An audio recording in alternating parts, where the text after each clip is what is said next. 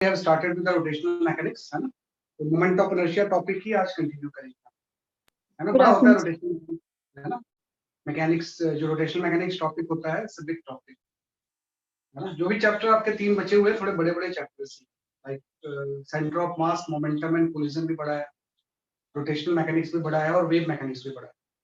तो फरवरी मंथ का हमारा एम ये है कि will try to cover the rotational mechanics and track 2 में centre of mass, momentum and collision, है ना? तो उसके बाद आपका वेव का ही बच जाता है ना? तो उसको भी करेंगे।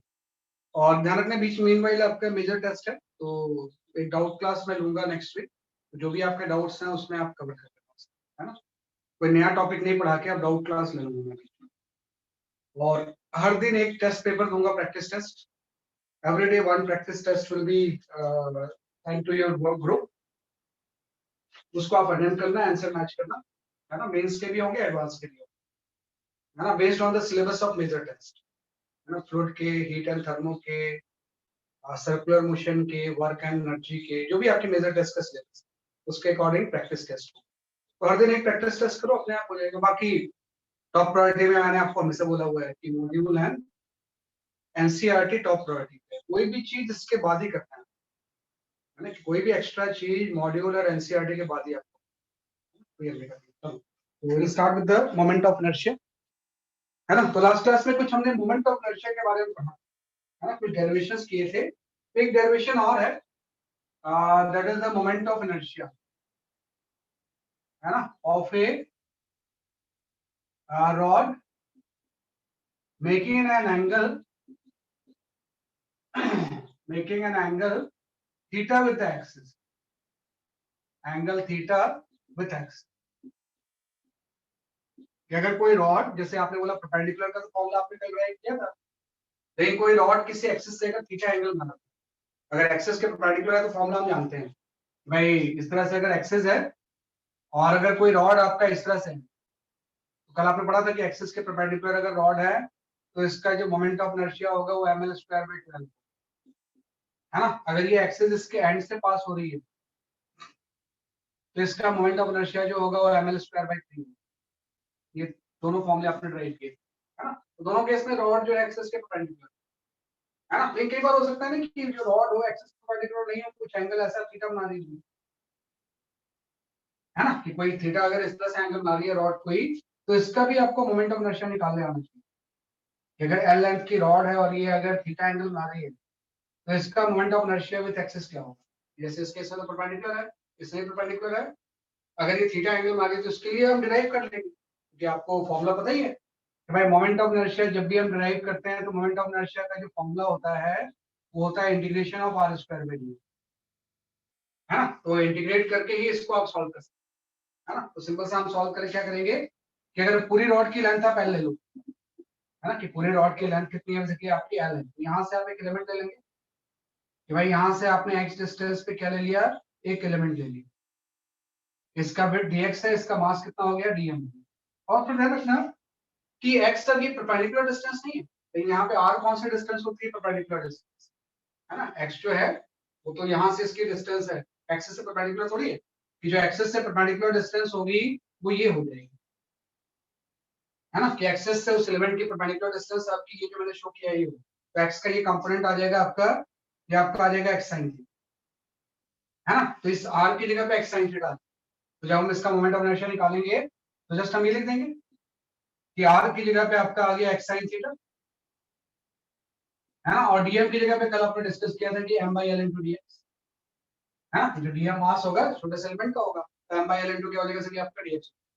जो कांस्टेंट टर्म है सारे बाहर ले लो, तो यहाँ पे जो कांस्टेंट टर्म्स है वो आपका है m by l कांस्टेंट है, n sin square theta constant है, और जो वेरिएबल टर्म है वो x स्क्वायर dx है, और x की जो लिमिट होगी वो 0 से l हो जाएगी, है ना? कि x की लिमिट हम 0 से कहां तक ले लेंगे, जैसे कि आपका l, तो आपको इसको इंटीग्रेट करोगे तो x क्यूब बाई 3 आ जाएगा, यहाँ पे आ गया m by L sine square theta, है ना, इंटू एल क्यूब बाई 3, एक एल की पावर यहाँ से कैंसिल हो गई, और आप अल्टीमेटली आपका ये फॉर्मूला आ गया। अगर किसी एंगल थीटा पे है और एंड से पास हो रहा है तो ये इसकी जो फॉर्मूला मोमेंट ऑफ इनर्शिया का होता है वो आपका होता है 1/3 ml square into sin square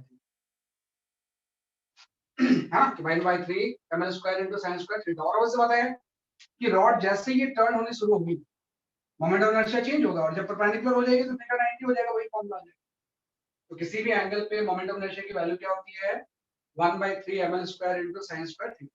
तो ऐसे कोई ये मतलब क्वेश्चन मीनिंगलेस है कि what is the moment of inertia of the rod, कि कोई moment of inertia fix value थोड़ी होती है, जैसे मास फिक्स है।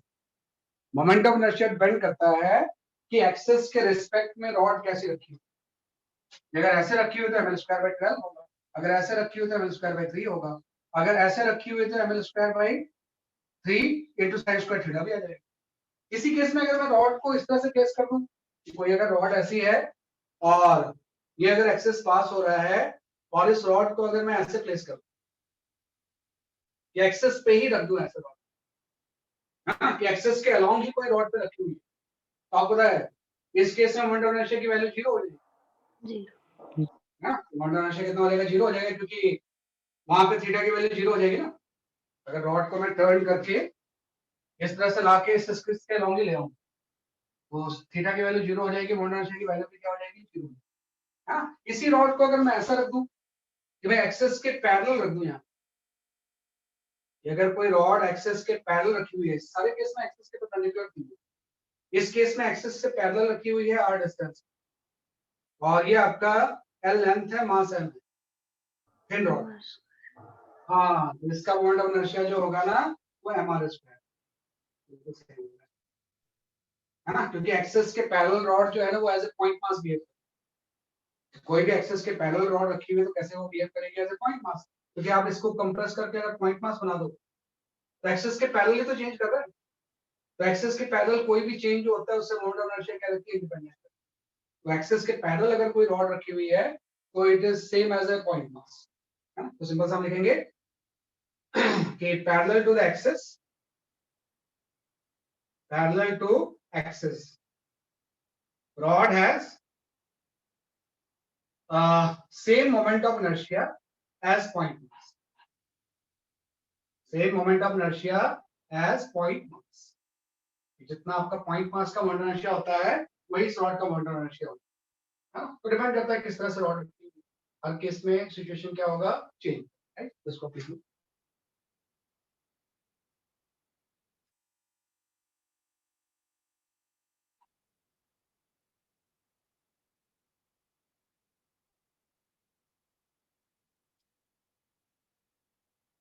तो इस तरह से हम इसको डिफाइन करते हैं।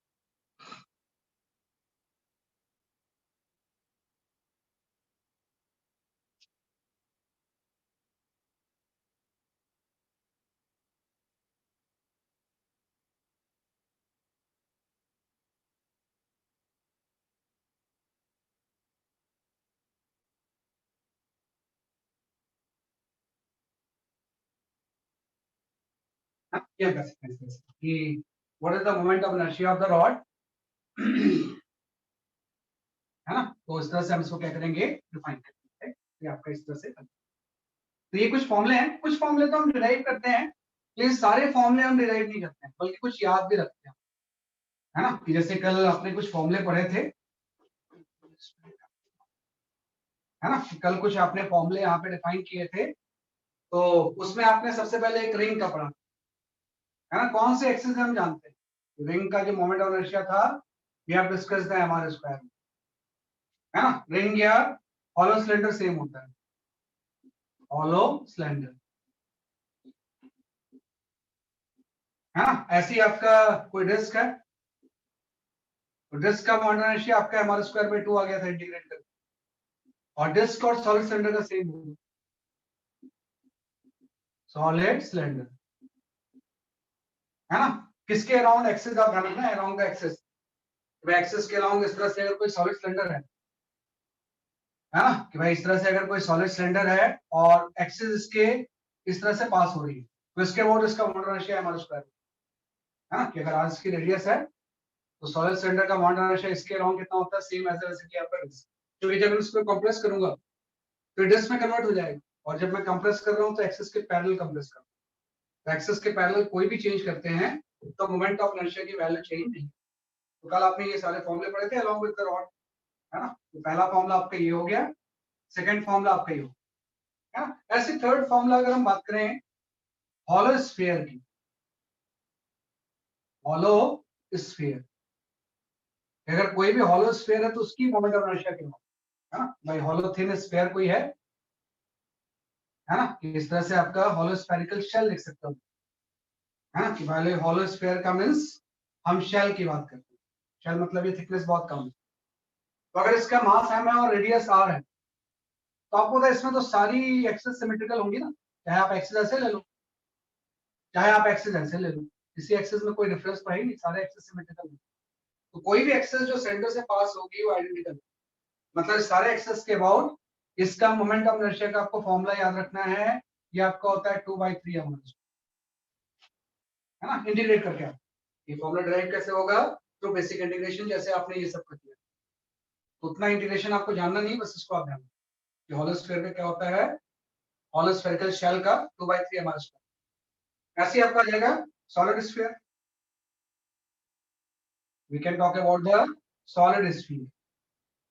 तो जो सॉलिड स्फीयर होगा इसका जो मोमेंट ऑफ इनर्शिया होगा, if I talk about the solid sphere, है ना, इस तरह से अगर सॉलिड स्फीयर है इसका अगर मोमेंट ऑफ इनर्शिया की मैं बात करूं तो इसका मोमेंट ऑफ इनर्शिया और भी कम होता है, ये आपका होता है 2/5 m।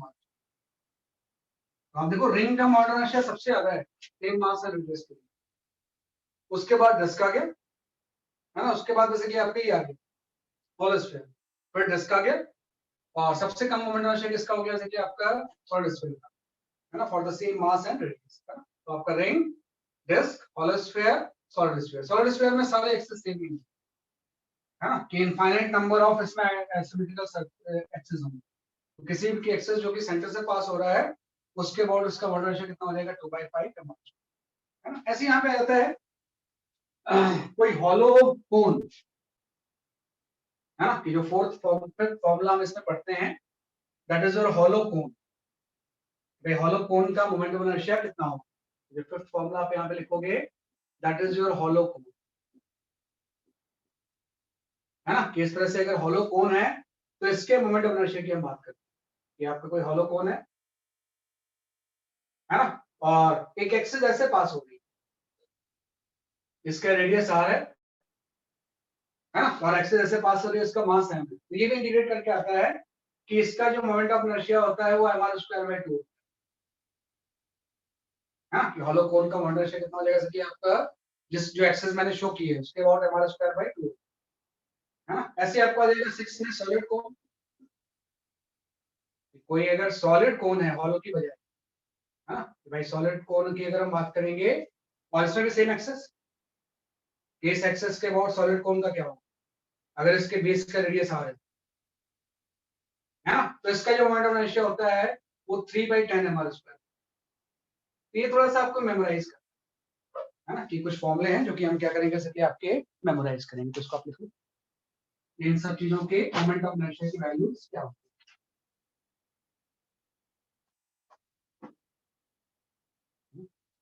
भाई सॉलिड कोन का आपका हो जाएगा 3/10 mr²।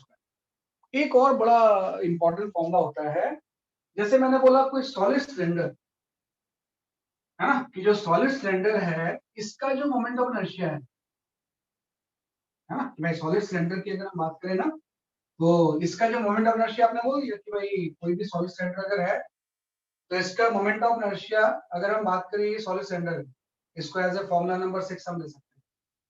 ये अगर कोई सॉलिड सिलेंडर है तो इस सॉलिड सिलेंडर का अगर ये वाली एक्सिस है तो अब तो इसका मोमेंट ऑफ इनर्शिया वही होगा जो डिस्क का होगा mr²/2, लेकिन एक्सिस सॉलिड सिलेंडर के परपेंडिकुलर तो पास हो सकती है ऐसे, ये अगर रेडियस r है और इसकी लेंथ l है ना, तो इस एक्सिस के अबाउट इसका कितना होगा, तो इस एक्सिस के अबाउट जो इसका मोमेंट ऑफ इनर्शिया होता है वो आपका होता है ml²/12, जो एक किसी थिन रॉड का होता है, प्लस mr²/4, ये होता है, ये आपको मेमोराइज करना है ना, कि अगर ऐसे एक्सिस पास हो तब तो mr²/2 होता है, लेकिन अगर सॉलिड सिलेंडर के परपेंडिकुलर एक्सिस पास हो रही है तो इसका मोमेंट ऑफ इनर्शिया जो होगा ml²/12 प्लस mr²/4 होगा। और अब से बात है कि अगर ये सॉलिड सिलेंडर किसी थिन रॉड में कन्वर्ट हो गया,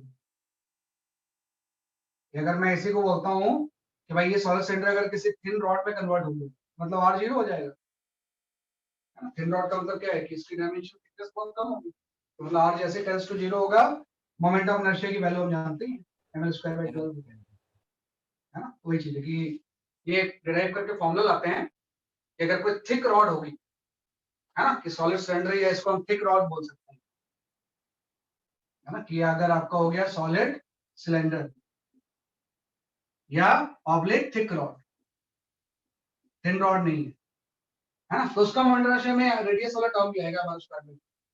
लेकिन यही चीज बहुत अगर थिन हो जाए तो रेडियस जीरो हो जाएगी, ये कितना हो जाएगा, जैसे कि आपका ml²/12, है ना। तो जो फॉर्मूले आपको मेमोराइज करने हैं बस इतनी, है ना, इसके अलावा किसी फॉर्मूले को मेमोराइज करनी होती है, बाकी सारे हम फाइंड आउट कर सकते हैं, है ना। तो इसको लिखो पहले। होलो सिलेंडर का कैसे होगा? हॉलो सिलेंडर का कैसे होगा? हॉलो यस सिलेंडर का भी निकालेंगे, वो भी निकालेंगे हम, वेट करो सम टाइम, उसका भी कैलकुलेट करेंगे। सर हॉलो तो सारी सिलेंडर, डेरिवेशन करनी है। सर हॉलो इसमें का भी हॉलो निकालेंगे। सिलेंडर, हॉलो सिलेंडर का रिंग जैसा ही होता है। हॉलो सिलेंडर का क्या होता है, बेसिकली आपका रिंग जैसा होता है, ये बताता हूँ उसके वो लिए तो सर थ्योरम्स आपने कल कराया था, जैसे ये सॉलिड सिलेंडर में हमने उसके सेंटर से पास किया है ना, ये 6th केस में जो है। हाँ, वैसे ही रिंग के जैसे ही होता है, लेकिन वो हॉलो सिलेंडर का जो होता है ना, वो ये वाला होता है। लेकिन मैंने एक्सिस के परपेंडिकुलर अभी नहीं बताया। इस एक्सिस के अबाउट अगर ये हॉलो सिलेंडर है तो इस एक्सिस यस के सर, अबाउट ये अगर आपने बताया था कल। ये बताया था, लेकिन ये अभी नहीं बताया क्योंकि इसके लिए थ्योरम की जरूरत पड़ेगी, वो अभी हमने पढ़ा नहीं। ये वाला मैं इसलिए जानबूझ के ड्रॉप कर, थ्योरम पढ़ लेंगे तो उसको हम कर सकते हैं।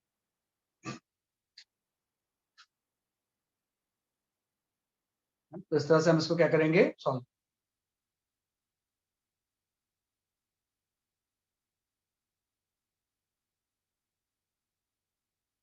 है ना, इसके लिए थ्योरम की जरूरत पड़ेगी, उससे हम कैलकुलेट कर सकते हैं। ये आपका guess। तो ये कुछ फॉर्मूले हैं जो कि आपको थोड़ा सा ध्यान रखना है। मैंने सॉलिड सेंटर बनाया तो इसके अबाउट तो बेसिकली ऐसा होता है, इसके अबाउट मैंने एक फॉर्मूला लिख दिया। ऐसे ही हॉलो सिलेंडर का भी फॉर्मूला है, लेकिन उसके लिए समझने के लिए थोड़ा सा आपको थ्योरम्स की जरूरत पड़ेगी, इसलिए मैं नहीं बता रहा हूँ।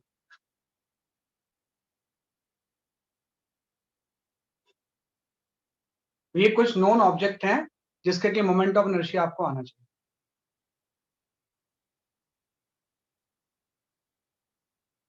चलो इसके बाद हम आते हैं, जो नेक्स्ट चीज है आपका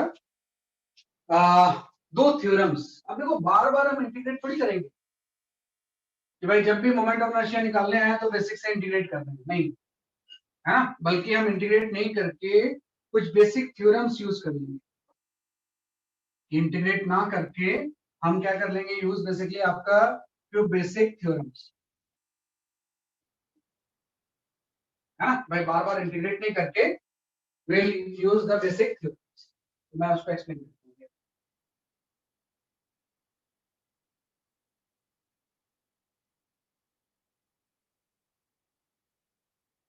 है ना। तो जो थ्योरम होता है वो आपका इस तरह से है कि पहला जो थ्योरम है that is the theorem of parallel axis.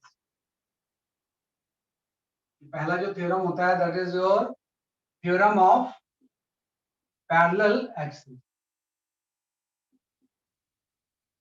We call it as a parallel axis.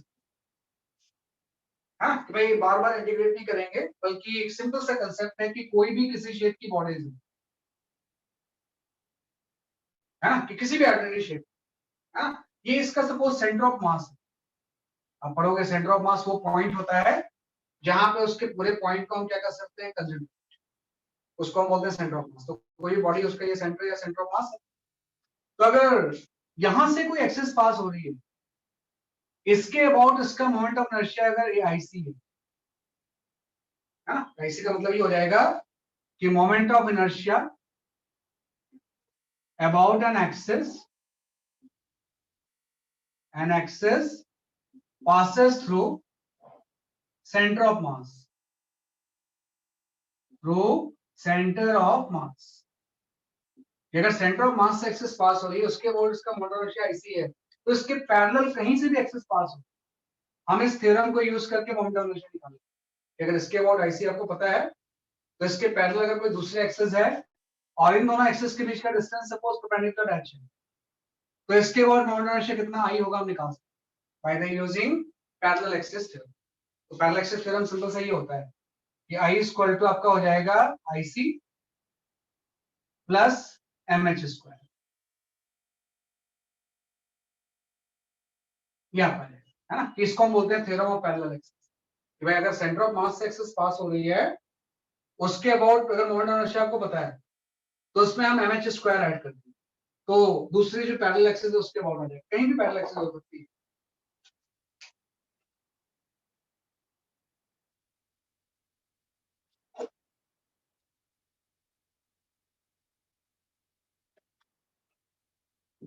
ये पैरेलल एक्सिस जो हो सकती है ये आपकी कहीं भी हो सकती है, बॉडी के अंदर हो, बॉडी बाहर हो, बस पैरेलल होना चाहिए। इस सेंटर के पैरेलल किसी भी दूसरे एक्सिस के अबाउट इस थ्योरम से हम क्या कर सकते हैं, कैलकुलेट कर सकते हैं।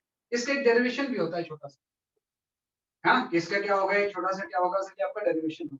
क्या आप क्या करोगे, यहाँ पे कोई भी पार्टिकल एक ले लो ऐसे, जैसे इसको अगर ड्राइव करना है तो यहाँ पे कोई ith पार्टिकल आप,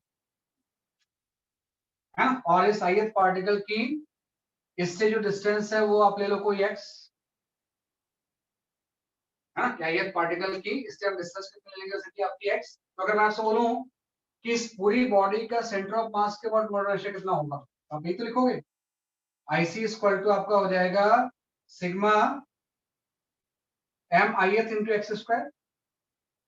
हाँ, जैसे आप एलिमेंट लेते हो, क्योंकि हम एनसीईआरटी के डेरिवेशन में इंटीग्रेशन अवॉइड करते हैं इसलिए मैं समेशन सिंपल ले रहा हूँ। आपने एक ith पार्टिकल ले लिया यहाँ पे, उसकी अगर इससे डिस्टेंस x, तो आप सेंटर ऑफ मास के about ith particle into x square उस पार्टिकल का होगा। ऐसे बहुत सारे पार्टिकल होंगे तो सबको हम सम कर देंगे, तो यहाँ से सेंटर ऑफ मास के अबाउट मोमेंट ऑफ इनर्शिया आ गई। अगर मैं निकालना चाहता हूँ सेम ith पार्टिकल लेके कि इस पूरी बॉडी का मोमेंट ऑफ इनर्शिया इसके अबाउट क्या होगा, y की वैल्यू क्या हो जाएगी, देखो ith पार्टिकल तो वही है लेकिन ये डिस्टेंस सब ये पूरी लेंगे ना, इसकी ये x था, इसमें h ऐड हो जाएगा, तो यहाँ पे आ जाएगा x प्लस h का, है ना। अगर मैं सेंटर ऑफ मास के अबाउट निकालना चाहता हूँ तो डिस्टेंस हम सेंटर ऑफ मास से लेंगे सारे पार्टिकल्स, और अगर मैं इस एक्सिस से निकालना चाहता हूँ सारे पार्टिकल की डिस्टेंस हम यहाँ से लेंगे, तो ये डिस्टेंस हो जाएगी x प्लस h। अब यहीं पे थोड़ा सा एक्सपेंशन कर दो इसका, है ना, तो जब हम इसको एक्सपेंशन करेंगे तो ये आपका आ जाएगा sigma mi into x square plus sigma mi into H square plus आपका हो जाएगा sigma twice of mi x into H, यही आ जाएगा ना। तो इसको जब स्क्वायर हम ओपन करेंगे तो ये सारी चीजें आ जाएंगी। अब आप थोड़ा सा ध्यान दो सिंपल सा कि जब मैं i निकालूंगा तो ये वाला टर्म ही तो IC था, उसको मैं IC लिख दूंगा, प्लस ये वाला टर्म में h तो कांस्टेंट है वो तो बाहर आ जाएगा, सारे मास का सम टोटल मास हो जाएगा, तो capital M into H square हो जाएगा। यहाँ पे ध्यान रखना m जो है ये मास ऑफ द बॉडी है ना, ये क्या है बेसिकली आपका मास ऑफ द बॉडी, तो सारे मास का सम जो होगा टोटल मास हो जाएगा। तो ये तो यही पे आ गया। अब ये एक एक्स्ट्रा टर्म आ रहा है ना, कि भाई यहाँ से IC आ गया, यहाँ से MH स्क्वायर आ गया, तो पैरेलल एक्सिस थ्योरम में तो यही होता है खाली। फिर ये एक्स्ट्रा टर्म का क्या होगा, तो एक्चुअली में ये वाला टर्म जीरो होता है ना, ये आप अभी आपने पढ़ा नहीं है ये टर्म क्यों जीरो होगा, तो मैं यहाँ पे जस्ट लिख दे रहा हूँ, अभी आप सेंटर ऑफ मास टॉपिक जब पढ़ोगे तो आपको समझ में आ जाएगा, है ना, ये टर्म इसलिए जीरो होगा, है ना, मैं इसको ऐसे लिख दूंगा भाई ये वाला टर्म में एक्चुअली में पूरी चीज जीरो नहीं होगी, ये टर्म जीरो हो जाएगा, सिग्मा mi इंटू एक्स की वैल्यू जीरो होगी, और इसको हम बोलते हैं कि मास moment of A system of particle, of a system of particles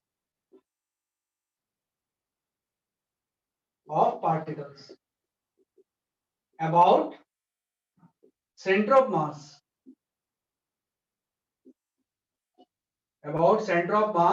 is zero। ये आपका होता है कि सिग्मा mi इंटू एक्स इसलिए जीरो होगा क्योंकि मास और एक्स के प्रोडक्ट को हम मास मोमेंट बोलते हैं। मास moment of system of particle about centre of मास, इसकी वैल्यू हमेशा क्या होती है, जैसे कि आपकी जीरो होती है। तो आपको पता है ये वाला टर्म अगर जीरो होगा तो यहाँ से 2 और s तो कांस्टेंट है, ये बाहर आ जाएंगे, है ना, वो टर्म जीरो होगा तो पूरा टर्म जीरो, तो ये आपका डिराइव हो गया, y इक्वल टू क्या हो जाएगा IC प्लस mh। तो डेरिवेशन भी आपको आना चाहिए, आपके एग्जाम में स्कूल के डेरिवेशन का आता है ना, कि derive the theorem of parallel axis, वैसे ही आप करना है ना। टोटल वर्ड लिख दो उसमें, है ना, यहाँ पे total word, total mass moment, है ना, कि सिस्टम ऑफ पार्टिकल का जो टोटल मास मोमेंट होगा सिग्मा, वो सेंटर ऑफ मास के अबाउट हमेशा क्या होता है, जैसे कि आपका जीरो पढ़ोगे आप सेंटर ऑफ मास, राइट। तो आपको ये करना है कि ये चीज लिखनी है ना, तो ये जो चीज हो गया वो तो IC हो गया, ये चीज mh स्क्वायर हो गया, ये वाला टर्म जीरो हो, ये टर्म जीरो इसलिए होगा, इसके आगे आप स्टेटमेंट। एक बड़ा इंपॉर्टेंट रूल आ गया कि अगर एक एक्सिस सेंटर ऑफ मास के अबाउट आपको मोमेंट पता है, तो उसके पैरेलल किसी भी एक्सिस के अबाउट निकाल, जैसे आपका रॉड था, है ना, कि आपसे किसी ने पूछा कि रॉड की यहां से एक्सिस पास हो, और ये जो डिस्टेंस है सेंटर ऑफ मास से, ये L/4, इस एक्सिस के अबाउट बताओ मोमेंट ऑफ इनर्शिया कितना है। वैसे नहीं कि फिर से इंटीग्रेट करके हम लिमिट चेंज कर लेंगे, हम बोलेंगे as per the parallel axis theorem I equal to होता है IC प्लस mh। तो एक एक्सिस हम सेंटर ऑफ मास से अज्यूम कर लेंगे, एक्सिस सेंटर ऑफ मास से पास हो रही है, तो इसके अबाउट मोमेंट ऑफ इनर्शिया का फॉर्मूला आपको पता है, इसके अबाउट होता है ml²/12, है ना, आपने ये तो जानते ही हो कि सेंटर ऑफ मास से पास होता है ml²/12 होता है, तो इसके पैरेलल इस एक्सिस के अबाउट निकालना है, तो सिंपल सा ऐसा लिख देंगे, IC की वैल्यू है ml²/12 प्लस mh², और दोनों एक्सिस के बीच में डिस्टेंस कितना है L/4, L/4 का स्क्वायर। तो अल्टीमेटली I की वैल्यू जो हो जाएगी, है ना, आप चेक कर लो कितनी आ जाएगी आपकी, मेरे ख्याल से 7 ml²/48। तो इसके पैरेलल कहीं से भी एक्सिस पास, बॉडी के अंदर या बाहर, है ना, बस एक ध्यान रखना कि IC से ही शिफ्ट करना है, किसी भी दो एक्सिस को शिफ्ट नहीं कर सकते हैं, एक एक्सिस सेंटर ऑफ मास से पास तो उसके पैरेलल किसी भी दूसरे एक्सिस, तो इसको हम बोलते हैं थ्योरम ऑफ पैरेलल एक्सिस। ये आपका आंसर है।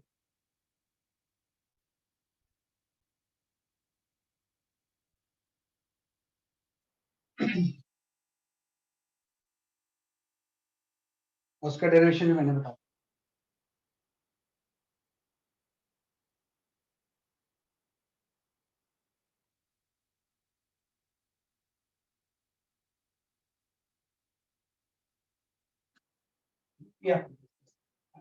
एक तो थ्योरम ऑफ पैरेलल एक्सिस है, एक होता है थ्योरम ऑफ परपेंडिकुलर एक्सिस, है ना, मोमेंट ऑफ इनर्शिया कैलकुलेशन में देयर इज टू थ्योरम्स, एक theorem of parallel axis and दूसरा होता है थ्योरम ऑफ परपेंडिकुलर एक्सिस। दूसरा जो होता है that is your theorem of perpendicular axis, theorem of perpendicular axis,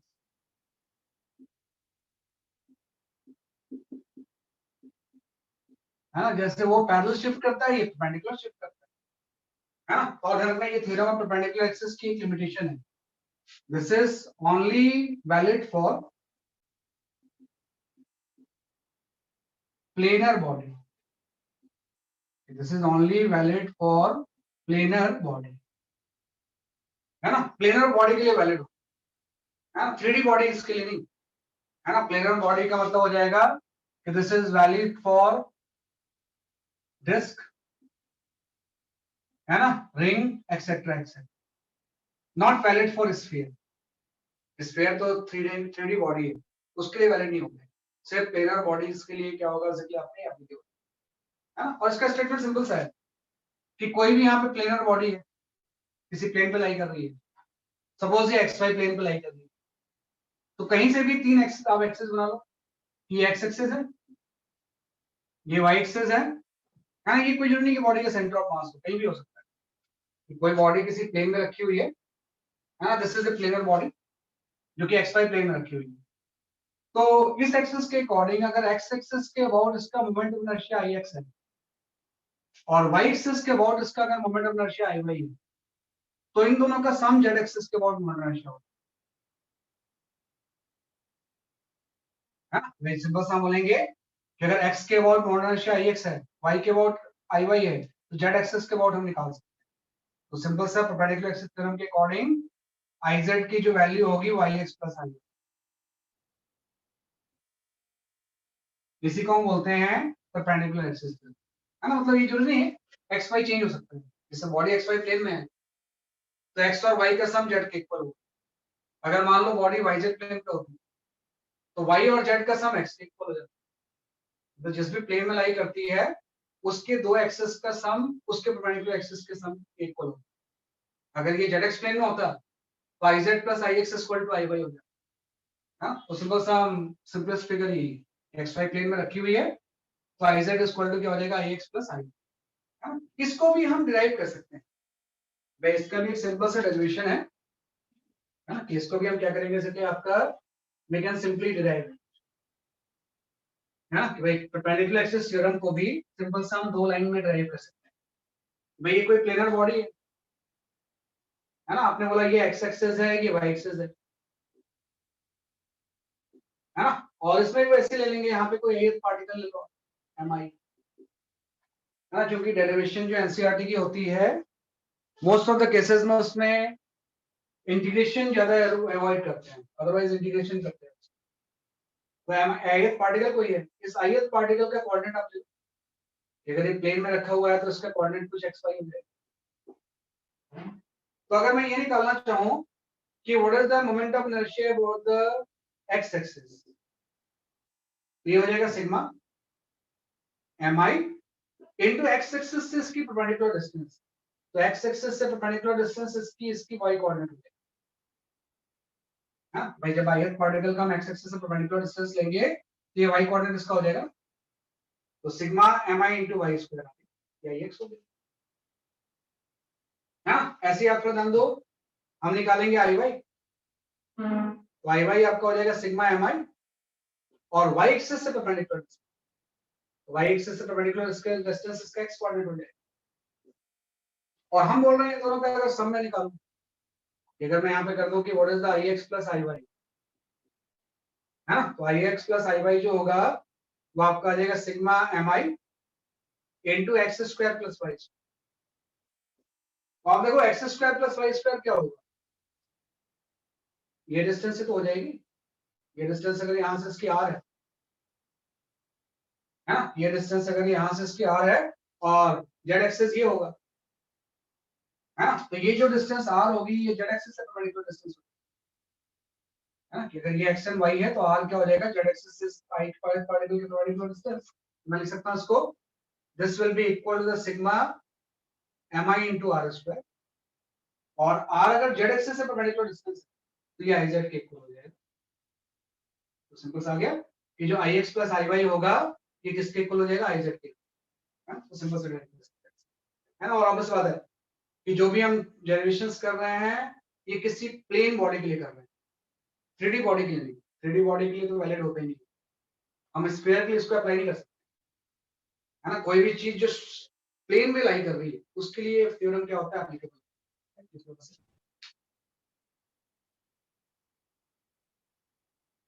है ना। जेड एक्सिस हमेशा ध्यान रखना इस तरह से होगा, तो अगर x से परपेंडिकुलर डिस्टेंस y है, y से परपेंडिकुलर डिस्टेंस x है, तो z से परपेंडिकुलर डिस्टेंस ये r हो जाएगा, एक पॉइंट, तो सिग्मा mi r स्क्वायर जो होगा yz।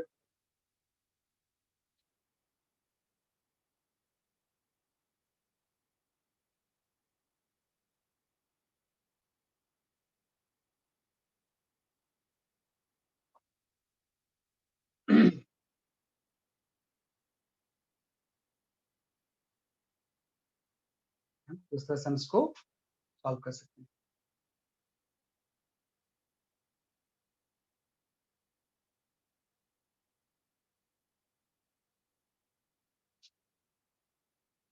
तो आज से हर दिन एक असाइनमेंट आपको प्रैक्टिस टेस्ट मिलेगा, आप उसको सॉल्व करते रहना, और जो डाउट्स होंगे सारे थर्सडे के दिन पूछना है, जो भी आपको मेजर टेस्ट के सिलेबस में डाउट्स,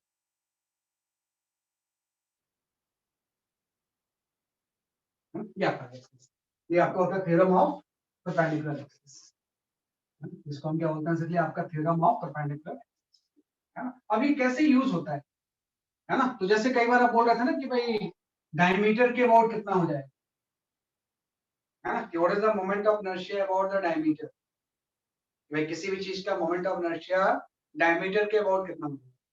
अगर मुझे वो निकालना है मैं इसको ऐसे निकालूंगा, इसको आप ध्यान रखना कि इसको डायमीटर के अबाउट जब मैं निकालूंगा, तो जैसे ये कोई रिंग है, तो रिंग किसी प्लेन में से रखी हुई है, तो आपने कल आई जेड एक्सिस के अबाउट इसका मोमेंट निकाला था। अगर इसकी रेडियस आर है तो इस एक्सिस के अबाउट जो सेंटर से प्लेन की परपेंडिकुलर पास हो रही है उसके अबाउट इसका मोमेंट हम जानते हैं, आई जेड की वैल्यू है हमारे स्क्वायर। लेकिन किसी ने आपसे बोला कि इसके डायमीटर प्लेन के अलोंग अगर एक्सिस डायमीटर के अलोंग पास हो रहा है तो उसके अबाउट इसका मोमेंट क्या होगा। जैसे इस एक्सिस के अबाउट हम जानते हैं हमारा स्क्वायर होगा, इसके अबाउट क्या होगा, है ना, डायमीटर के अलोंग कहीं से भी एक्सिस पास हो एक ही जैसी होगी, इसके अबाउट क्या होगा। तो मैं क्या करूंगा, इसको मैंने एक्स एक्सिस ले लिया, इसको मैंने वाई एक्सिस ले लिया, तो आपको डायमीटर के अलोंग एक्सिस के अबाउट निकालना है कितना होगा। तो आपको पता है हम यहाँ पे परपेंडिकुलर एक्सिस थ्योरम यूज कर लेंगे, हम बोलेंगे आई एक्स एंड आई वाई का जो सम होगा, है ना, ये आपका आई जेड के इक्वल हो जाएगा। और ड्यू टू सिमेट्री,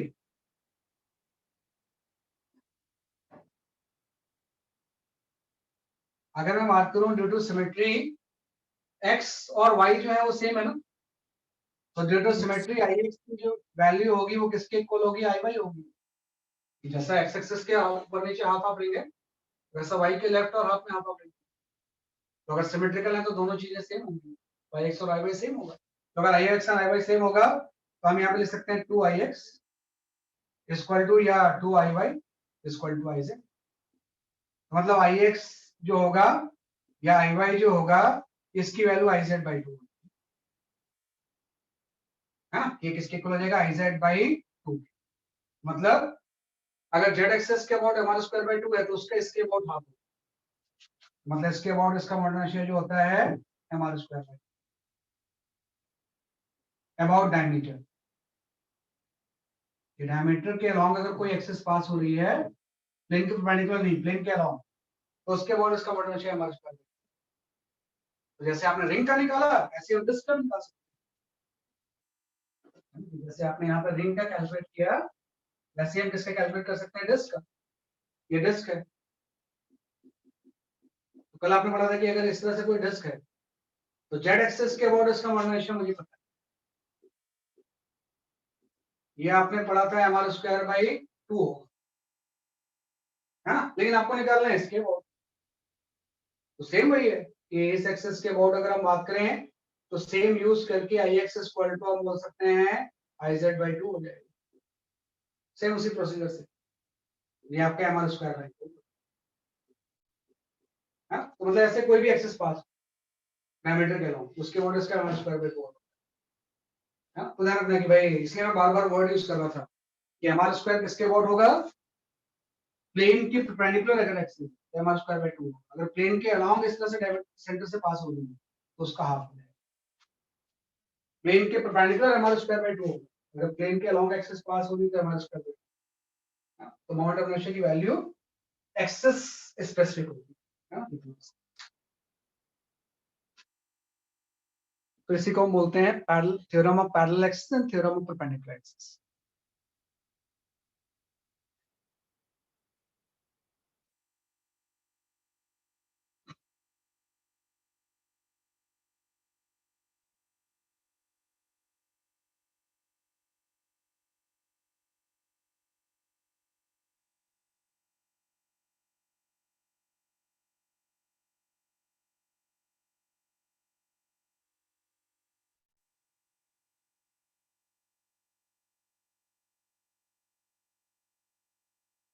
ठीक है, ये आपको उस तरह से हम इसको सर एक सेकंड नोट करने दीजिए। हाँ नो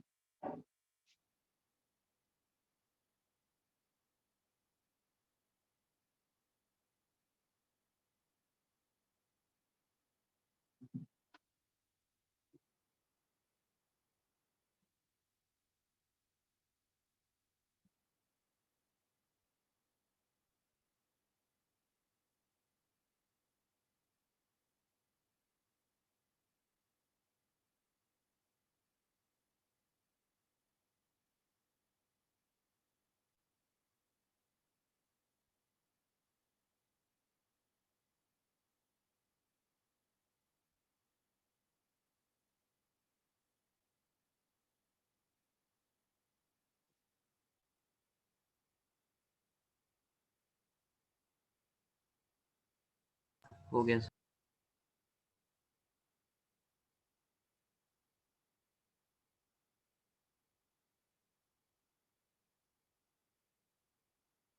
क्या पढ़े यहाँ पे एक ऐसे हम कंसेप्ट पढ़ते हैं कि किसी भी रेक्टेंगुलर प्लेट का मोमेंट ऑफ इनर्शिया क्या होगा, है ना? What is the moment of inertia of A rectangular plate, है ना? कि अगर थिन कोई रेक्टेंगुलर प्लेट है, moment of inertia of A rectangular plate,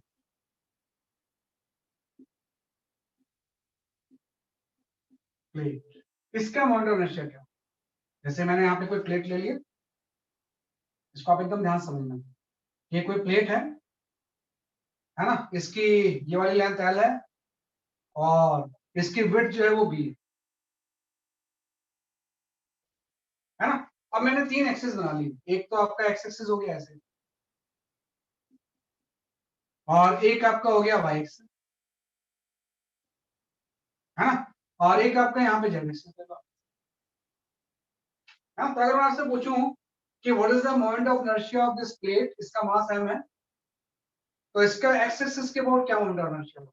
क्या सोचते हो आप, इसका एक्स एक्सिस के अबाउट क्या मोमेंट ऑफ इनर्शिया होना चाहिए? क्या लगता है आपको कितना हो जाना चाहिए? सर थिन रॉड की तरह जैसे उसमें होता है। हाँ, थिन रॉड हो जाएगा ना, क्योंकि आप देखो एक्स एक्सिस के अबाउट अगर आपको निकालना है तो एक्स एक्सिस के अबाउट कंप्रेस अगर कर देंगे। कंप्रेस कर दूं तो ये रॉड में कन्वर्ट हो जाएगा ना, ऐसा हो जाएगा ना? अगर एक्स के अबाउट निकालना है मुझे तो एक्स के अबाउट में पैरेलल कुछ भी चेंज कर सकता हूँ, मैं इसको अगर कंप्रेस करूंगा तो ये रॉड बन जाएगी और उस रॉड की लेंथ जो होगी वो बी हो जाएगी और एक्स एक्सिस परपेंडिकुलर और सेंटर से पास हो रही है, तो एक्स एक्सिस के अबाउट इसका मोमेंट ऑफ इनर्शिया हो जाएगा mb स्क्वायर में। अगर मुझे वाई एक्सिस के अबाउट निकालना है, मैं वाई एक्सिस के अबाउट कंप्रेस कर दूंगा ऐसे वाई एक्सिस के पैरेलल, एक पूरी एक रॉड बन जाएगी जिसका की लेंथ कितना हो जाएगा, है ना? तो वाई एक्सिस के अबाउट इसका मोमेंट ऑफ इनर्शिया हो जाएगा ml स्क्वायर में। जिस एक्सिस के अबाउट आप निकाल रहे हो उसके पैरेलल हम कुछ भी शिफ्ट कर सकते हैं, एक्स के अबाउट निकाल रहे हैं तो एक्स के पैरेलल कंप्रेस कर सकते हैं, वाई के अबाउट निकाल रहे हैं तो वाई के पैरेलल कंप्रेस, और आई एक्स और आई वाई पता है और ये प्लेन है, प्लेट है, तो जेड एक्सिस के अबाउट अपने आप आ जाएगी, आई जेड की वैल्यू जो होगी वो किसके इक्वल हो जाएगी, आई एक्स प्लस आई वाई के इक्वल हो जाएगी, है ना? तो जेड एक्सिस के अबाउट इसका जो मोमेंट ऑफ इनर्शिया होगा वो आपका ml square by 12 plus mb square by,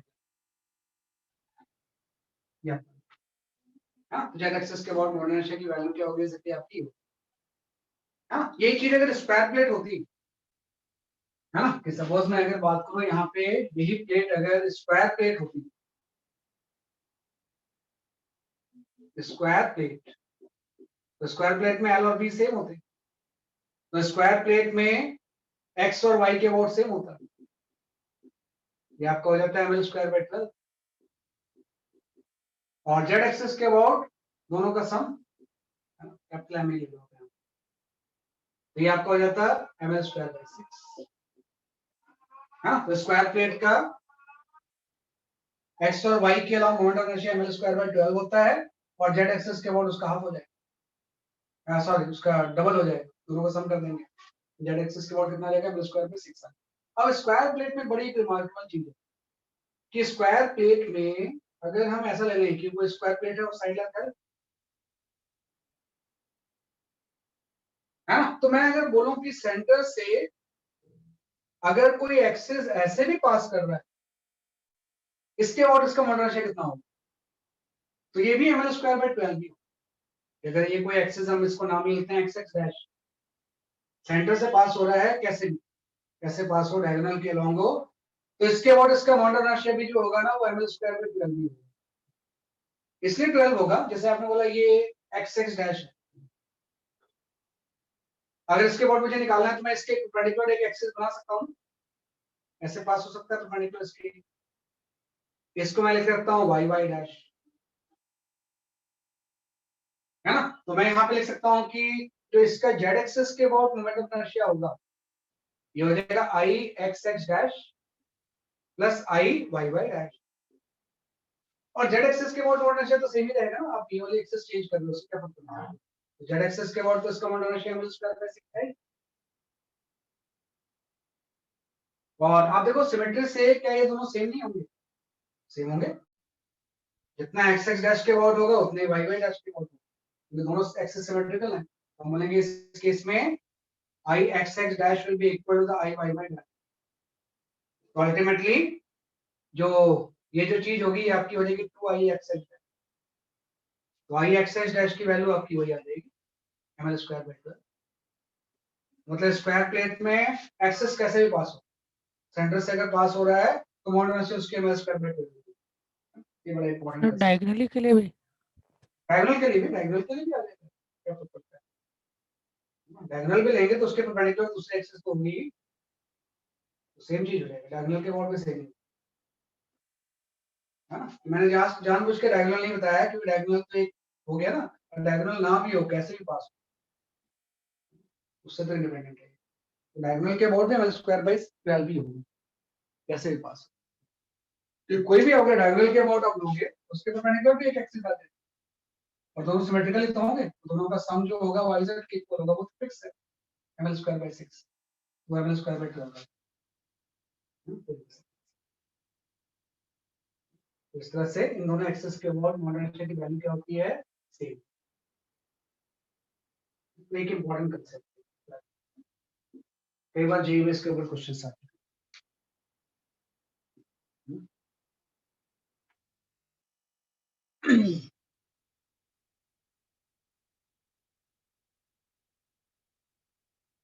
लिख लो बस। ये सेंटर ऑफ मास से पास कर दिए। हाँ, पास सेंटर ऑफ मास से।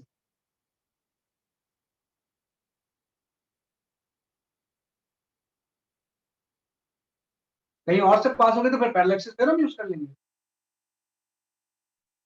नहीं, अगर मुझे इसके अबाउट पता है, अब मुझे निकालना है कि कोई एक्सिस अगर ऐसे पास हो रही है इसके पैरेलल, तो कैसे निकालेंगे। ये डिस्टेंस पता हो गया आपको, y equal to IC plus MH square हो जाएगा।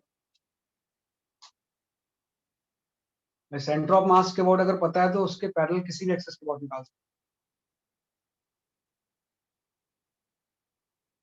है ना। इस एक्सिस के अबाउट इसका जो मोमेंट ऑफ इनर्शिया होगा वो आपका हो जाएगा I X X dash plus MH square, अगर ये परपेंडिकुलर डिस्टेंस एमएच स्क्वायर पता है।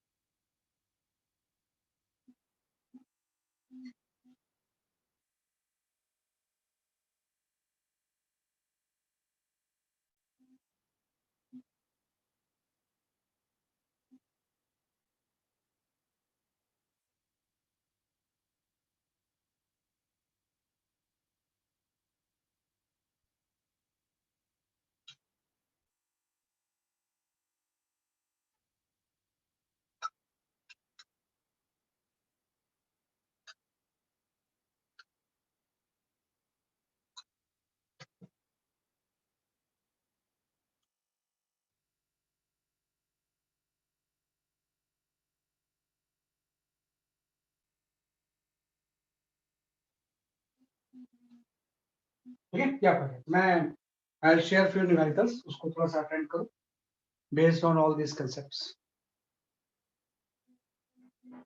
इजीली आप सॉल्व कर लोगे उसे based on the moment of inertia.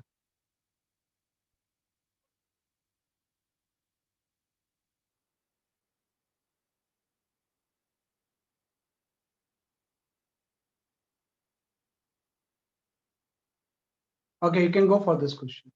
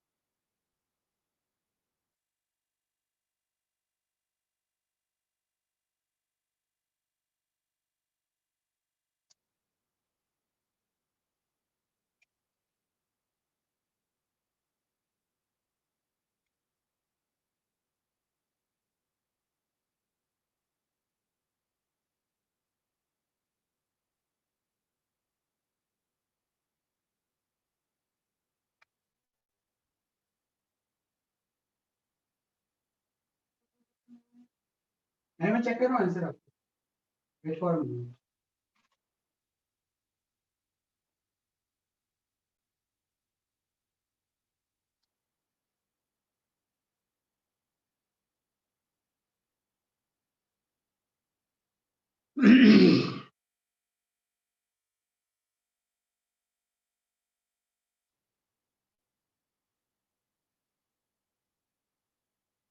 अभी तक किसी का सही नहीं है।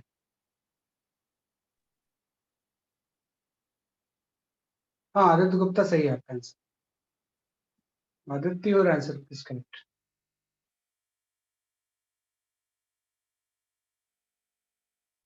थोड़ा सा रमेश आपके आंसर में मॉडिफिकेशन है।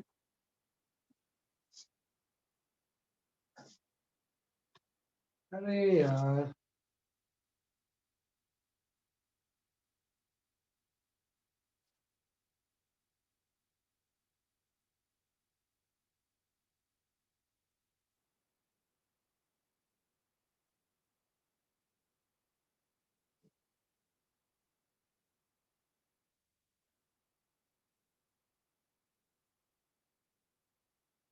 हाँ हर्षित पाल सही है आपका आंसर। चलो मैं चेक करता हूँ एक बार ना, थोड़ा लंबा आंसर है तो मैं इसको एक्चुअली आपका वेरीफाई भी नहीं कर पा रहा हूँ। अंकुश वर्मा सही है आपका आंसर, वेरीफाई नहीं कर पा रहा हूँ मैं एक्चुअली। सब थोड़ा सा अलग अलग तरीके से आंसर दे रहे हो ना, मे बी आंसर आपका सही भी होगा, मैं उसको आइडेंटिफाई नहीं कर पा। मैं चेक करता हूँ, उससे आप आंसर मैच कर लेंगे, है ना। देखो क्या है, इसने बोला था कि भाई 4 स्फीयर हैं, है ना, सबका मास m है ना? ये इसका रेडियस a है स्फीयर का, सॉलिड स्फीयर है, और साइड लेंथ इसकी b है। तो किसी भी एक साइड के अबाउट इसका मोड इनर्शिया कितना होगा, तो आप कोई भी साइड ले लो, है ना, इस y डैश के अबाउट इसका मोड इनर्शिया कितना होगा, ये मुझे बता। y डैश के about what is the value of the moment of inertia. तो सिंपल सा, बहुत सारे मोमेंट ऑफ इनर्शिया को आपको ऐड करना है ना, कि बहुत सारे मोमेंट ऑफ इनर्शिया को आप क्या करना है, आपको ऐड करना है। तो आप सबसे पहले वन बाय वन आते हैं। सबसे पहले हम यहाँ पे लिखते हैं टोटल मोमेंट ऑफ इनर्शिया कितना होगा, i y डैश। तो सबसे पहले हम आते हैं फर्स्ट स्फीयर के ऊपर। तो इसके तो यहाँ से अगर एक्सिस पास हो तो इसका फॉर्मूला आपको पता ही होता है, सॉलिड स्फीयर है तो 2/5 ma स्क्वायर हो जाएगा, क्योंकि एक्सिस के सेंटर से पास हो रही है ना। एस, फिर इसके बाद हम आते हैं इसके ऊपर, ये भी सेम केस है, तो इसका भी कितना हो जाएगा 2/5 ma स्क्वायर, है ना। तो इन दोनों में तो कोई डाउट नहीं, 2/5 ma स्क्वायर 2/5 ma स्क्वायर हो जाएगा। इसमें थोड़ा सा है कि अगर यहां से एक्सिस पास होती, जब थर्ड की मैं बात करूंगा, तो अगर इसके सेंटर से एक्सिस पास होती तो इसका जो आईसी होता है वो आपका 2/5 ma स्क्वायर होता, लेकिन निकालना तो इस एक्सिस के अबाउट है। तो यहां से पैरेलली हम इसको शिफ्ट करेंगे ना, और पैरेलली कितना शिफ्ट करना पड़ेगा आपको, 20। जो थर्ड स्फीयर होगा उसका मोमेंट ऑफ इनर्शिया आप लिखोगे कि सेंटर ऑफ मास के अबाउट तो इसका होता है 2/5 ma स्क्वायर, प्लस इसको पैरेलली यहां शिफ्ट करना पड़ेगा, तो mh square plus m into b square. ये फर्स्ट का आ गया, ये सेकंड का आ गया, थर्ड का आ गया, जैसा थर्ड का होगा वैसे फोर्थ का होगा, है ना। ये दोनों केस तो सिमिलर ही है। ये भी हो जाएगा आपका IC प्लस MH स्क्वायर, तो 2/5 ma square plus MB square, है ना। इस सबको आप ऐड कर दो, इसको ऐड करोगे तो you will get your answer, है ना। ये सबको जब हम ऐड करेंगे तो आपका आंसर आ जाएगा, है ना। ये सारे को जब हम ऐड करेंगे you will get your answer, है ना। जिससे आपका ये आपका ये आपका हो जाएगा 8/5 ma स्क्वायर आ जाएगा। 2/5 वाला टर्म तो ऐड होंगे तो वो आपके आ जाएंगे 8/5 ma स्क्वायर, और MB स्क्वायर वाले दो टर्म्स हैं तो 2MB स्क्वायर। ये इस पूरे सिस्टम का मोमेंट है। तो काफी लोगों के सही है ना, तो इस तरह से हम कर सकते हैं। तो इस तरह से आपको यूज करना है।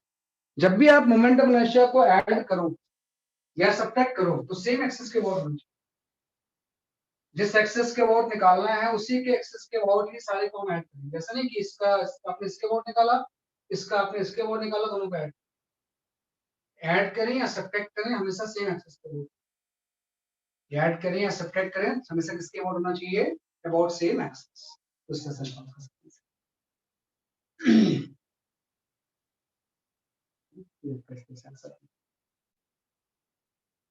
एक और क्वेश्चन कर लेते हैं, है ना, फिर आई विल डिस्कस द। हाँ, काफी लोगों के सही आंसर आ गए, है ना। अनिरुद्ध आपका भी आंसर सही था, साक्षी आपका आंसर सही था, काफी लोगों का सही था, है ना। बाकी लोगों के भी सही है, लेकिन वो मैं एक्चुअली अलग अलग तरीके से है ना, तो उसको मैं आइडेंटिफाई नहीं कर पा रहा हूँ। चलिए एक और क्वेश्चन देखते हैं।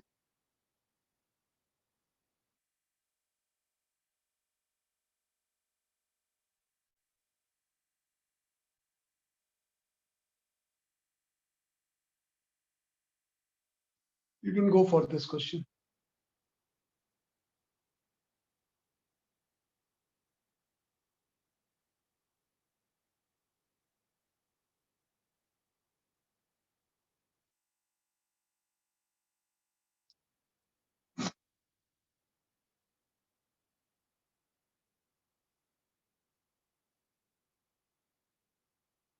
इसमें न्यूमेरिकल वैल्यूज आएंगे तो वो मैं इजिली आपका चेक कर सकता हूँ।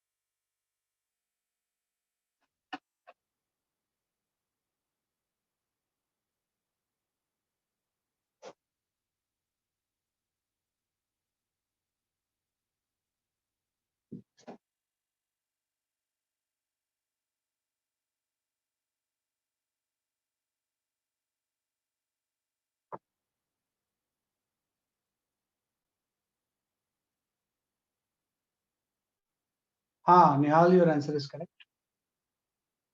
काफी लोगों के आंसर सही है, लेट मी चेक। हाँ Piyush Jha, Anirudh, your answer is correct. Vivek Kumar Datta, Nihal, आप सबके आंसर सही है। Ramesh, your answer is correct.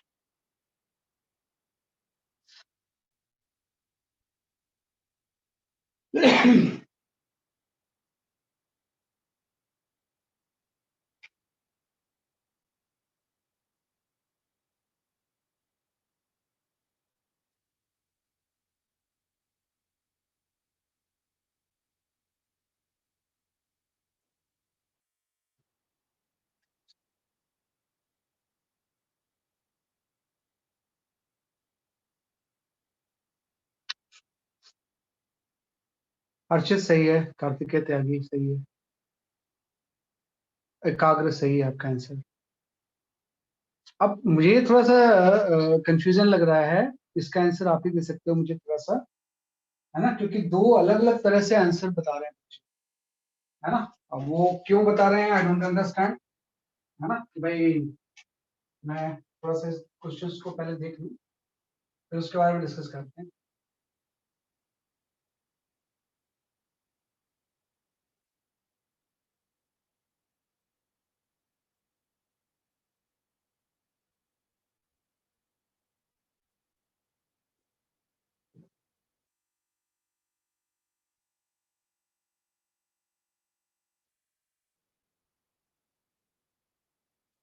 क्यों बता रहा है आई डोंट अंडरस्टैंड, कि वो एक्चुअली दोनों आंसर सही हैं अप्रोक्सीमेशन के साथ, या एक ही आंसर सही है ना। वो मैं जरा चेक करता हूँ, बताता हूँ। दो आंसर जो मेरे पास आ रहे हैं ना, कुछ आंसर बोल रहे हैं स्टूडेंट्स 0.1 होगा, लाइक यथार्थ आपका आया है, और कुछ आंसर्स जैसे आदित्य आपका जो आया है वो 0.12 आया है, आशी आपका भी 0.1 आ रहा है। तो विच आंसर इज द करेक्ट, या दोनों आंसर सही है? हाँ, कि भाई जो आंसर मेरे पास आ रहा है वो दो तरह के आंसर आ रहे हैं। एक तो कुछ स्टूडेंट दे रहे हैं 0.1 kg मीटर स्क्वायर, और कुछ स्टूडेंट्स जो दे रहे हैं वो ये दे रहे हैं 0.12 kg मीटर स्क्वायर। तो क्या अप्रोक्सीमेशन की वजह से ऐसे दोनों में आंसर में फर्क है, या कंसेप्चुअली कुछ डिफरेंस है, वो चेक करते हैं, समझ में आएगा, है ना। भाई कैसा अप्रोक्सीमेट लेके भी आंसर बता के हो सकता है, या कंसेप्चुअली कुछ फर्क आ रहा है, वो चेक करना पड़ेगा मुझे। मैं चेक करता हूँ इसके अबाउट, अगर मुझे निकालना है टेंजेंट के अबाउट, तो मुझे पैरेलल थ्योरम यूज करना पड़ेगा।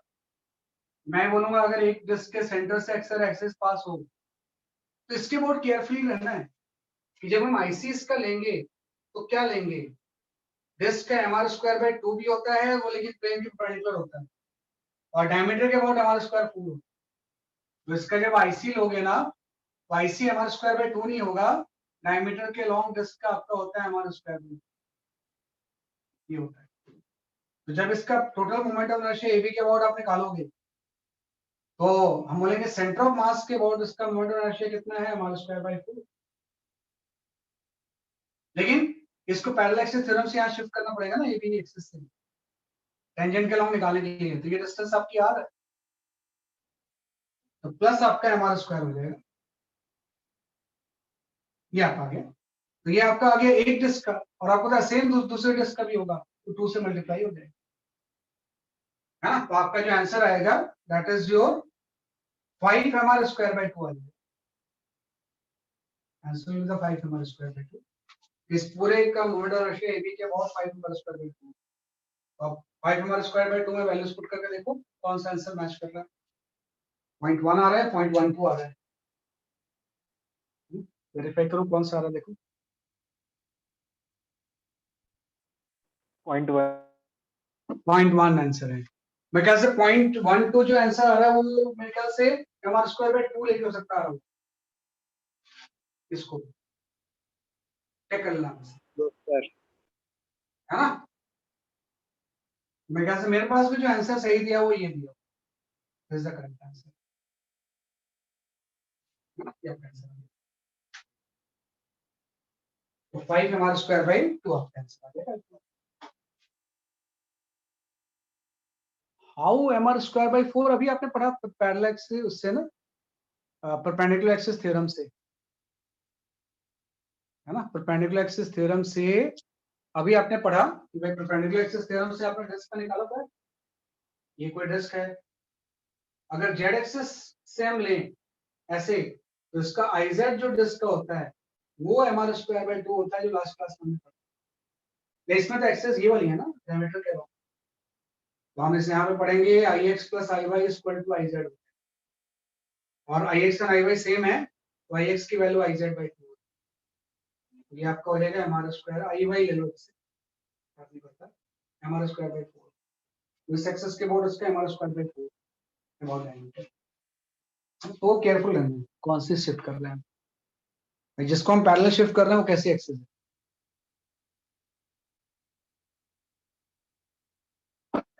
तो इस तरह से हम इसको ध्यान से करते हैं। अब एक टर्म यूज होता है डेफिनेशन वाइज, है ना, थोड़ा सा वो एक थ्योरेटिकल पॉइंट है, वो भी मैं अभी बता देता हूँ, है ना। एक टर्म हम यहाँ पे यूज करते हैं, we call it as a radius of gyration.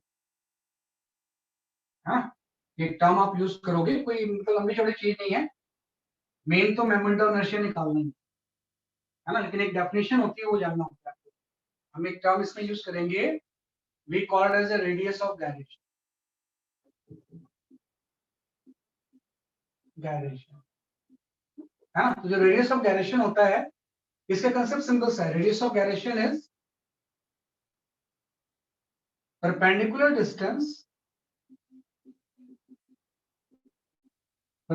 distance from axis of rotation,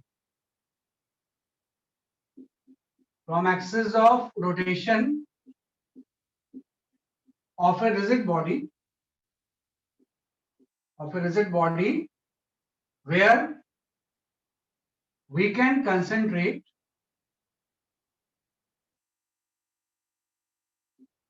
whole mass of the body,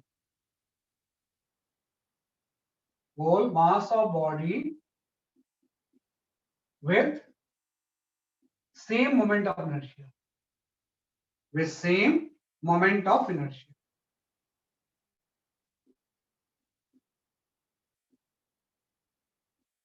है ना। मतलब जो सेंटर ऑफ मास का जो रोल सेंटर ऑफ मास का ट्रांसलेशन मोशन में, उसका equivalent point radius of gyration होता है रोटेशन। इस perpendicular distance from the axis of rotation of a rigid body, है ना, बस बात है कि बॉडी रिजिड होगी, of a rigid body where we can concentrate whole mass of the body with same moment of motion। मतलब ये हो गया कि जैसे कोई भी मैंने रिजिड बॉडी ले ली, है ना, यहाँ पे एक्सिस है, इसके बाद इसका मुझे मोमेंट ऑफ इनर्शिया पता है, आई कुछ भी हो सकता है, स्फीयर डिस्क भी हो सकता है। अब मैं क्या करूंगा, मैं इस पूरे मास को एक पॉइंट पे कंसंट्रेट करना चाहता हूँ। अगर इसका मास कोई m है तो इस मास को मैं एज अ पॉइंट मास बनाना चाहता हूँ। तो एक पॉइंट पे मैं इस पूरे मास को कंसंट्रेट करना चाहता हूँ, तो सेम मोमेंट ऑफ इनर्शिया से इसकी जो यहाँ से डिस्टेंस होगी k, इसी k को हम बोलते हैं रेडियस ऑफ गायरेशन, है ना। तो रेडियस ऑफ गायरेशन का सिंपल सा मतलब है कि इस पूरे मास ऑफ द बॉडी को एक पॉइंट पे आपको कंसंट्रेट करना है without changing its moment of inertia, तो उसकी जो एक्सिस से डिस्टेंस होगी उसी को क्या बोलते हैं, रेडियस ऑफ गायरेशन। मतलब ये हो गया कि अगर पूरे को मैंने यहाँ पे कंसंट्रेट कर दिया तो इस बॉडी का जो मोमेंट ऑफ इनर्शिया होगा वो सिंपल आपका m² हो जाएगा, है, क्योंकि अगर कंसंट्रेट कर दिया फिर तो ये पॉइंट मास बन गया ना, और पॉइंट मास का मोमेंट ऑफ इनर्शिया तो mr² होता है, तो उसका मोमेंट ऑफ इनर्शिया कितना हो जाएगा m²। मतलब मोमेंट ऑफ इनर्शिया को जब भी हम एम के स्क्वायर से कंपेयर करेंगे तो जो के होगा वही क्या हो जाएगा सर, आपका रेडियस ऑफ एलिमेंट। राइट, अभी जो हम बात कर रहे थे, जैसे ये डिस्क है ना, कि भाई मैं ये जानना चाहता हूं कि अगर ये कोई डिस्क है और इस डिस्क का, है ना, किस तरह से आपका क्या है, जैसे कि आपका कोई डिस्क है और डिस्क में एक्सेस इस तरह से पास हो रही है, तो इसका मोमेंट ऑफ इनर्शिया हम जानते हैं, आई की वैल्यू जो इसकी होती है, अभी आपने पढ़ा है कि हमारा स्क्वायर बाय 4 होगा। अब मैं चाहता हूं कि इस पूरे डिस्क को एक पॉइंट मास में कंसंट्रेट करूं, हाँ, पूरे डिस्क के मास को एक पॉइंट में ले आओ यहाँ पे। मैं चाहता हूं इसकी अगर डिस्टेंस यहाँ से के हो जाती है पॉइंट मास बनाने के बाद, तो इसी के को हम क्या बोलते हैं, रेडियस ऑफ गायरेशन। तो के की वैल्यू हम निकाल लेंगे ना, कि डिस्क का मोमेंट ऑफ इनर्शिया हमारा स्क्वायर बाय 4 होता है। जब पॉइंट मास बनाएंगे तो उसका मोमेंट ऑफ इनर्शिया कितना हो जाएगा, एम के स्क्वायर। तो यहाँ से के की वैल्यू आ जाएगी, डिस्क का जो के होगा वो किसके इक्वल हो जाएगा, आर बाई 2 के, M M cancel, R by 2 है। मतलब डिस्क के मास को एक्सिस से आर बाई 2 डिस्टेंस पे अगर हम कंसंट्रेट कर दें, तो जो इस डिस्क का मोमेंट इस एक्सिस पे होता वही इस पॉइंट मास का होता, और ये जो डिस्टेंस होती है इसी को हम क्या बोलते हैं, radius of gyration. Radius of gyration का कंसेप्ट सिंपल सा है कि कोई भी मोमेंट ऑफ इनर्शिया है उसको आप एम के स्क्वायर से क्या कर दोगे, कंपेयर कर दोगे, है ना। तो क्या आ जाएगा सर, आपका रेडियस ऑफ गायरेशन, राइट।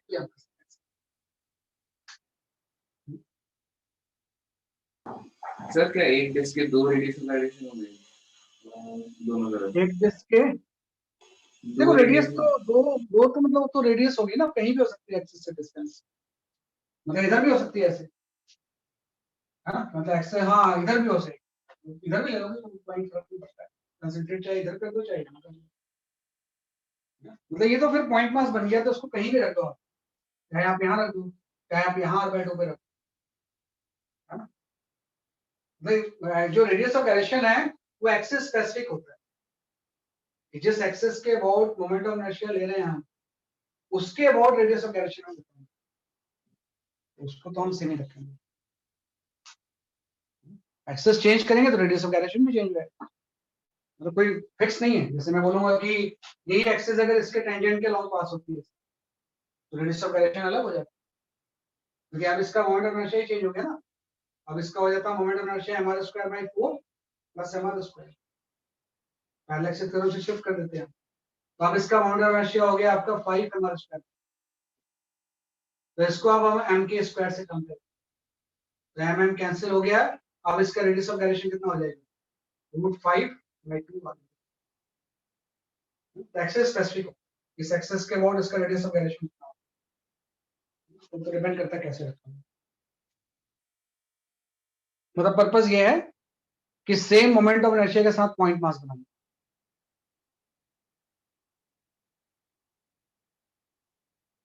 है ना, ये होता है रेडियस ऑफ गायरेशन। हालांकि कोई खास इसका यूज नहीं है, बस एक थियोरेटिकली हम चीज पढ़ते हैं।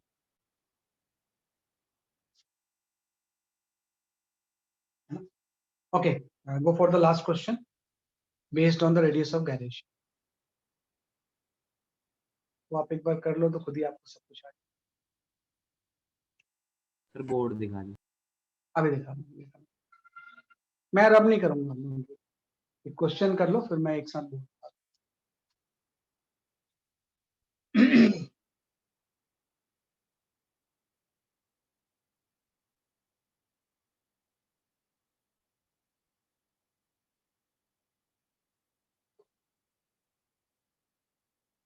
इस व्हील का रेडियस ऑफ गायरेशन क्या होगा, जिसमें एक रिंग और 3 रॉड है।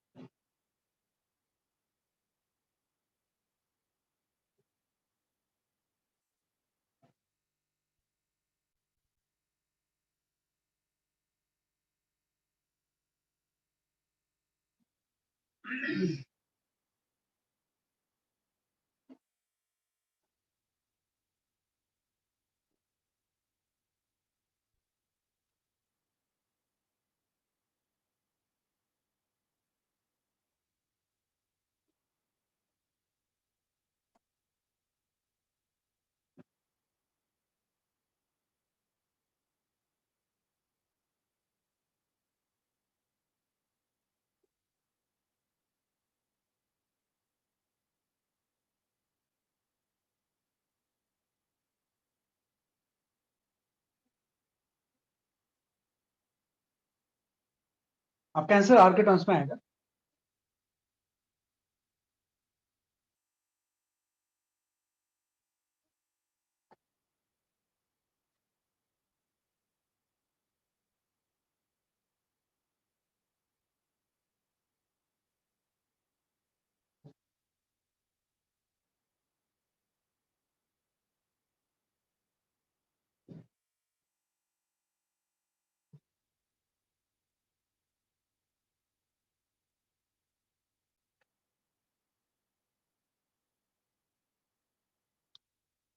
हाँ Ramesh, your answer is correct. बाद में जो आपने आंसर भेजा है।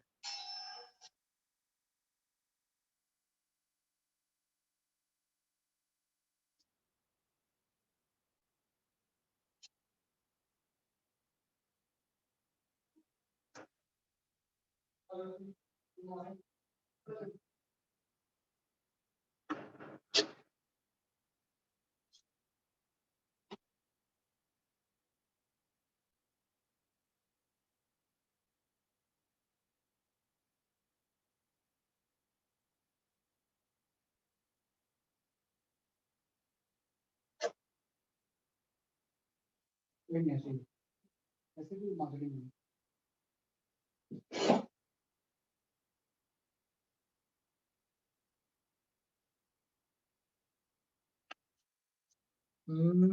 इसमें भी थोड़ा सा वेट मार देता, थोड़ी मिस्टेक हो रही है मास वाली, और सब ठीक है कैंसर।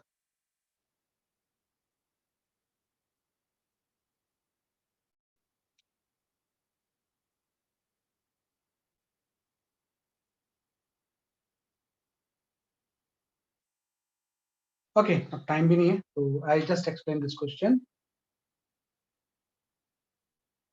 वो एक्चुअली ना आंसर 2 आ रहे हैं इसमें भी, वो भी इसलिए आ रहा है क्योंकि थोड़ा सा गड़बड़ है इसलिए, है ना। इसमें भी आंसर देखो 2 आ रहे हैं, है ना। क्यों आ रहे हैं? क्योंकि कुछ ना कुछ हम गलती करते हैं, है ना। भाई इसमें क्या दिया हुआ था, इसमें भी 2 आंसर आ रहे हैं। कुछ लोग आंसर बता रहे हैं √2r, और कुछ लोग आंसर बता रहे हैं r/√2 is the radius of gyration. तो इसमें r/√2 सही है। ये क्यों आ रहा है इसका मतलब मुझे पता है क्यों ऐसा आ रहा है। आप ध्यान रखना कि रेडियस ऑफ गायरेशन किसका बोला हुआ है, एक रिंग है, इस रिंग का मास m है, इसकी रेडियस r है, और इसमें 3 रॉड्स लगे हुए हैं ऐसे, एक रॉड ऐसे, एक रॉड ऐसे, और एक रॉड ऐसे, और एक व्हील बन गया ये, है ना। और हर रॉड का मास m है और उसकी लेंथ r है। तो पहले तो मैं निकालूंगा रेडियस ऑफ गायरेशन निकालने के लिए कि what is the moment of inertia of the system, और किस एक्सिस के अबाउट, जेड एक्सिस के अबाउट।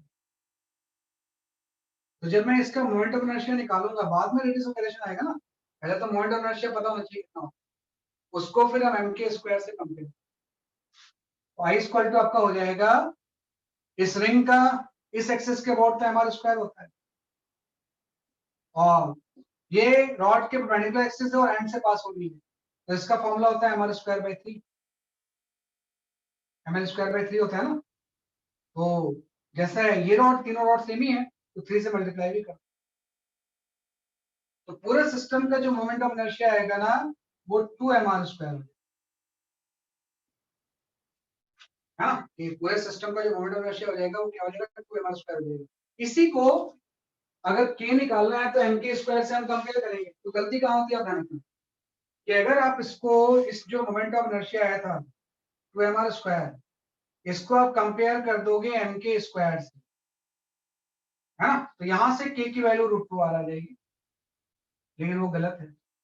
यस सर, सारे मास सर उसको मास ऐड 4 नहीं m किया। होगा। सिस्टम का मास m थोड़ी होगा, 4m हो जाएगा। तो अगर पूरा सिस्टम का मास होता है तो 4m, तो आपको जो है यहाँ पे करना है 2m स्क्वायर, और पूरे सिस्टम का जो मास है, पूरे मास को कंसंट्रेट करेंगे ना कहीं पे, तो आपका 4m है into k स्क्वायर।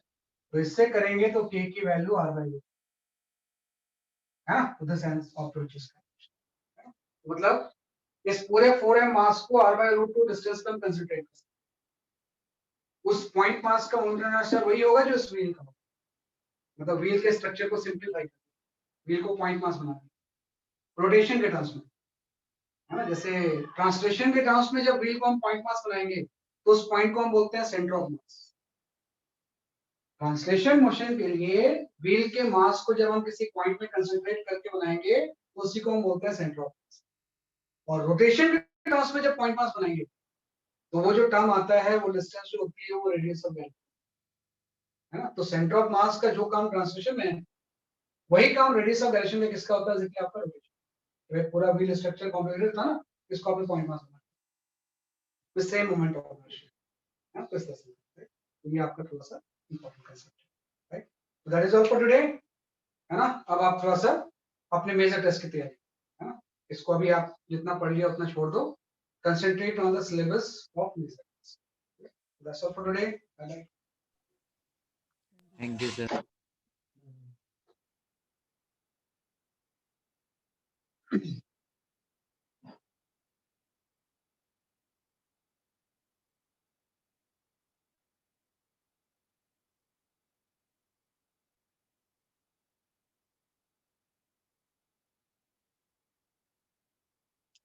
हाँ, विवेक बाद में आपने आंसर सही भेजा।